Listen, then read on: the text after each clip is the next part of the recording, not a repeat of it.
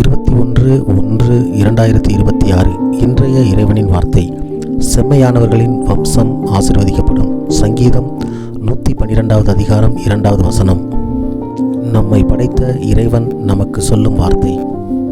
செம்மையானவர்களின் வம்சம், நன்மை செய்யக்கூடியவர்களின் வம்சம், அவர்களுடைய வம்சம் ஆசீர்வதிக்கப்படும். ஒருவர் செய்கின்ற நன்மையான காரியம் அவர்களுடைய வம்சத்தையே ஆசீர்வதிக்கும் என்பதையே இறைவன் நமக்கு இந்த வசனத்தின் மூலமாக வெளிப்படுத்துகிறார் என்பதை நாம் உணர்ந்த மக்களாக இருக்க வேண்டும். செம்மையானதை செய்வோம், நன்மை செய்வோம், பிறருக்கு நாம் நன்மையை உருவாக்குவோம், நன்மை செய்ய முனைவருவோம், நன்மையை குறித்தே சிந்திப்போம். இதுவே இறைவன் விரும்புகிறார், அதுவே இறைவனுடைய நோக்கமாக இருக்கிறது. அப்படி நாம் செய்யும் பொழுது இந்த வசனத்தின் பிரகாரம் நாம் செய்கின்ற நன்மை நம்முடைய வம்சத்துக்கே தருகிறார். இறைவன் தாமே நம் ஒவ்வொருவரையும் நிறைவாக ஆசீர்வதிப்பாராக. ஆமேன்.